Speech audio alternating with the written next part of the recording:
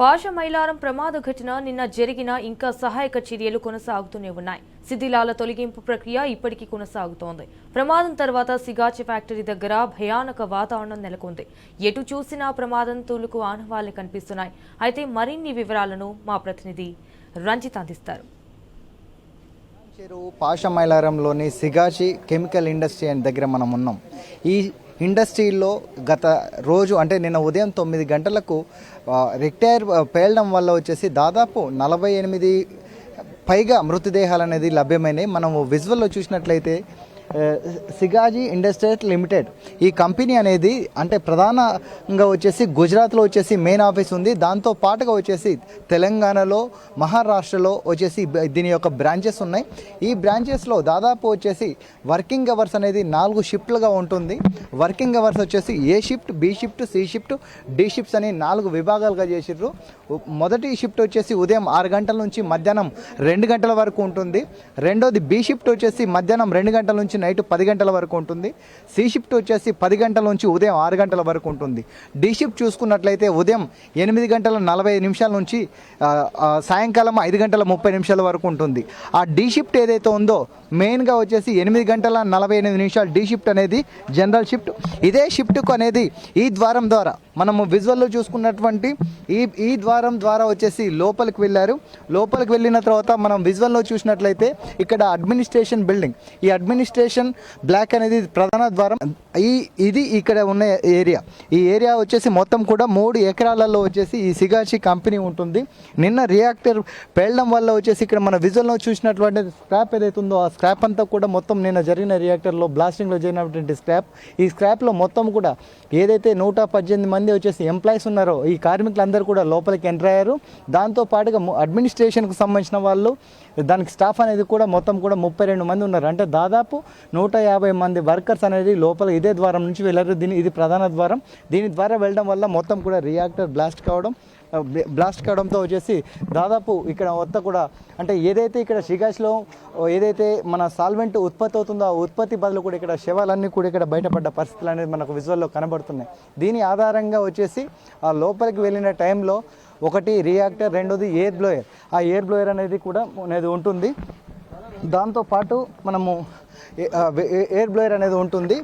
ఏదైతే ఈ బ్లాస్టింగ్ అనేది జరిగిందో ఈ బ్లాస్టింగ్ జరిగిన టైంలో మొత్తము కూడా అంటే దాదాపు ఒక 100 మీటర్ల హైట్ వరకు కూడా మంటలు అనేటివి వ్యాపించినాయి. దాంతోపాటుగా చుట్టుమూర వచ్చేసి పొగ చూడడంతో వచ్చేసి మొత్తము అంటే ఈ ఏరియాలో ఉన్న దాదాపు ఈ సరౌండింగ్లో వచ్చేసి 5 కిలోమీటర్ల వరకు కూడా ఈ ఏరియా ఉంటుంది. 5 కిలోమీటర్ల వరకు కూడా పాశమైలారంలోని వచ్చేసి ఇండస్ట్రీ కంపెనీస్లు అనేవి ఉంటాయి. అంటే ఇక్కడ పనిచేస్తున్న వాళ్ళందరికీ కూడా ఒకవైపు కాలుష్యం కావచ్చు, మరోవైపు కూడా ఈ యొక్క ఎయిర్ కావచ్చు, దానివల్ల వచ్చేసి ఈ ఆక్సిజన్ పీల్చుకునే వాళ్ళు కూడా ఇబ్బందులు పడే పరిస్థితులు అనేవి కనబడ్డాయి. మనం విజువల్లో చూసినటువంటిది ఏదైతే ఉందో ఇది ఎదురుగా కనబడేది బిల్డింగ్. ఇది 2 అంతస్తుల బిల్డింగ్. ఈ బిల్డింగ్లోనే మొత్తం కూడా అడ్మినిస్ట్రేషన్ జరుగుతుంది.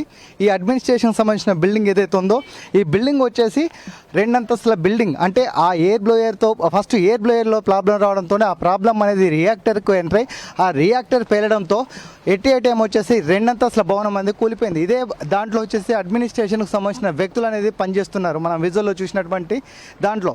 దానితో పాటుగా వచ్చేసి ఈ రియాక్టర్ సంబంధించిన ఈ బ్లోయర్స్ ఏదైతే ఉందో మొత్తం కూడా బ్లోయర్స్ అనేవి ఆ బ్లోయర్ల నుంచి వచ్చినది ఏదైతే ఉందో ఆ బ్లోయర్లో ఉన్న ఆ ఎయిర్ అనేది బ్లాస్ట్ కావడము, దాని తర్వాతనే వచ్చేసి రియాక్టర్ మీద పడడము, ఆ రియాక్టర్కి వచ్చేసి ప్రమాదం కావడం అనేది జరిగింది. దానివల్ల వచ్చేసి ఈ ఘటన జరిగింది. ప్రధానంగా మనం చూసుకున్నట్లయితే దీని యొక్క ఎఫెక్ట్ వచ్చేసి ఫస్ట్ పడింది అడ్మినిస్ట్రేషన్ బిల్డింగ్ పడ్డది. ఆ బిల్డింగ్కి దానికి ఆనుకున్నటువంటి ఇంకోటి వచ్చేసి బ్లాక్ 2. ఆ బ్లాక్ 2 కూడా వచ్చేసి మొత్తం కూడా బిర్రలు బారిన పరిస్థితులు అనేవి మొత్తం కూడా ఎక్కడికే అది బీట్లు పడిన పరిస్థితులు అనేవి పడ్డాయి. ఎందుకంటే ఆ ఎఫెక్ట్ పడింది. ఇప్పుడు దానివల్ల వచ్చేసి దానికి సంబంధించింది ఏదైతే ఉందో దానికి సంబంధించిన రియాక్టర్కు సంబంధించిన కెమికల్ ఏదైతే ఉందో ఆ కెమికల్ మొత్తం కూడా ఇక్కడ బ్లాస్ట్ కావడంతో వచ్చేసి బయటకు వచ్చింది. మెయిన్గా వచ్చేసి దీంట్లో ఈ కెమికల్ ఏదైతే ఉందో ఈ కెమికల్ వచ్చేసి మైక్రో క్రిస్టల్ సెల్యులోజ్ అనేది తయారవుతుంది. ఈ సెల్యులోజ్లో వచ్చేసి వుడ్ పల్పు, HCl అనేటి ఇక్కడ పౌడర్లు అనేది ఇక్కడ రసాయనాలు దీంట్లో వాడతారనమాట. దీంట్లో మైక్రో క్రిస్టల్ సెల్యులోజ్ తయారీ చేయాలి అని అంటే దాంట్లో వుడ్ పల్ప్ హెచ్సిఎల్ పౌడర్లు వాడతారు. దానివల్ల వచ్చేసి ఇవన్నీ అంటే దీనివల్ల ఉండడం వల్ల ఆ పొగలో చిక్కుకొని ఊపిరాడక అనేది చాలామంది కింద పడిపోవడము, బయటికి రావడానికి రెండో ఎంట్రన్స్ లేకపోవడం వల్ల, మెయిన్ ప్రధానంగా వచ్చేసి రెండో ఎంట్రన్స్ లేకపోవడం వల్ల వాళ్ళకు అంటే వాళ్ళ ప్రాణహాని అనేది జరిగింది. ఎందుకనంటే ఏదైతే ఎంట్రన్స్లో నుంచి వాళ్ళు లోపలికి వెళ్తున్నారో అదే ఎంట్రన్స్ నుంచి మళ్ళీ వాళ్ళు అంటే ఎగ్జిట్ ఎంట్రన్స్ నుంచి పోవడానికి అది చాలా దూరంలో ఉంది. బట్ వీళ్ళు లోపలికి వెళ్ళిన కొన్ని నిమిషాలలోనే ఈ ప్రమాదం జరగడం వల్ల వాళ్ళు ఎట్టెలానో అనేది తెలియని పరిస్థితి ఉండడం, ఆ తెలియని పరిస్థితిలో ఉండడం వల్ల అనేది కూడా ఇది ఉన్నట్టు మనకు విజువల్లో చూసినటువంటి ఏదైతే వాటర్ ఉందో ఇదంతా కూడా chemical water.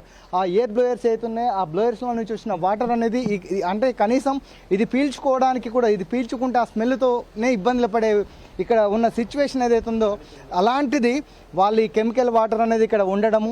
Next at the same time వచ్చేసి ఆ రియాక్టర్ పేలడం వల్ల వచ్చేసి దాని కెమికల్ యొక్క స్మెల్కి వచ్చేసి వాళ్ళు బయటికి రాలేక వాళ్ళు మూర్ఛపడుతూ కూడా ఇబ్బందులు పడ్డ పరిస్థితి అనేది ఇక్కడ కనబడ్డది. దాని వల్లనే వచ్చేసి చాలామంది యొక్క ప్రాణాలు వచ్చేసి పోయిన సందర్భం అనేది మనం తెలుసుకోవచ్చు విజువల్ ప్రకారం. దాంతో పాటుగా వచ్చేసి ఇక్కడ రిస్క్ ఆపరేషన్ టీం ఏదైతే ఉందో రిస్క్ ఆపరేషన్ టీం చర్యలు చేపట్టే విధానంలో దాదాపు అంటే నిన్న ఉదయం 9 గంటలకు జరిగిన సంఘటన నుంచి మధ్యాహ్నం 12 గంటలకు ఈ రిస్క్ ఆపరేషన్ టీం అనేది స్టార్ట్ చేసింది. ఆ యొక్క ఎక్విప్మెంట్ ఏదైతే ఉందో ఆ ఎక్విప్మెంట్ మొత్తం బ్లాస్ట్ కావడం వల్ల ఆ దుర్వాసనని పీల్చుకోవడానికి ఇబ్బంది పడడం వల్ల కూడా వీళ్ళు ఇబ్బందులు పడుతున్నారు. దానితో పాటుగా వచ్చేసి కింద ఉన్న శిథిలాల నుంచి తీయడానికి కూడా అంటే ఒక్కొక్క శవం అనేది ఎక్కడ ఉందో లేకపోతే ఎక్కడ వెళ్ళిపోయారనే ఆచూకీ లేదు. ఎందుకనంటే దాదాపు 118 మంది ఎంప్లాయీస్ అనేది దీనికి ఇక్కడ ఉదయం 8 గంటలకు వచ్చి అటెండ్ అయ్యారు.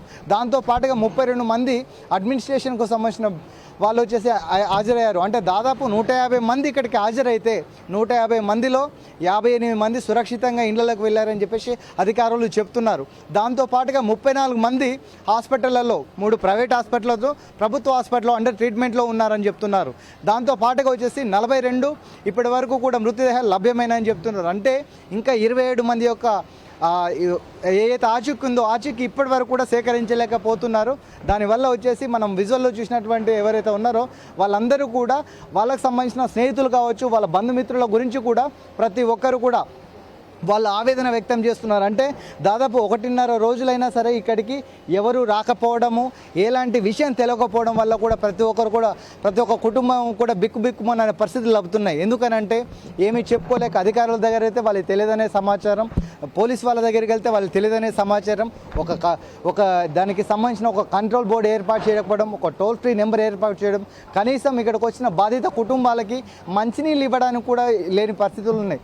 దీన్ని కట్ చేస్తే దీని యొక్క పరిస్థితి అనేది 3 ఎకరాలలో ఏర్పాటు చేసినటువంటి ఈ షిగాజీ కెమికల్ ఇండస్ట్రీ అనేది ఇంత పెద్ద ఇండస్ట్రీలో కనీసం కూడా ఈ పరిశ్రమలు ఏర్పాటు చేసుకున్న వాళ్ళు దీని పరిశ్రమకు సంబంధించిన శాఖ వాళ్ళు దీనిపైన వచ్చేసి అంటే ఒక రివ్యూలు చేపట్టకపోవడము. ఇదే విధంగా ఈ 5 ఎకరాలలో పాషమైలారంలోని 100 కంపెనీలు కూడా ఇదే పరిస్థితిలో ఉన్నాయి. ఇవన్నీ కూడా ఇదే విధమైన ప్రమాదం అంచనా మొప్పి ఉన్నాయి. ఎందుకనంటే ప్రతి సంవత్సరానికి రివ్యూ చేపట్టవలసిన అధికారులు రివ్యూ చేపట్టకపోవడం వల్లనే ఇలాంటి ప్రమాదాలు జరుగుతున్నాయి. ఇన్స్పెక్షన్లు పెట్టుకొని కూడా ప్రతి కంపెనీ మీద ఇన్స్పెక్షన్స్ పెట్టినట్లయితే దానికి ఉన్న ఎక్విప్మెంట్ అనేది ఎక్స్పైరీ అయిపోయిందా, దానికి నాణ్యత ప్రమాణాలు పాటిస్తున్నారా ప్రభుత్వ అధికారులు అనేది ఇప్పటికైనా జాగ్రత్తగా ఉండాలని కూడా స్థానికులు చెబుతున్న పరిస్థితి కనబడుతుంది. కెమెరామ్యాన్ బాలుతో రంజిత్, టీ న్యూస్, హైదరాబాద్.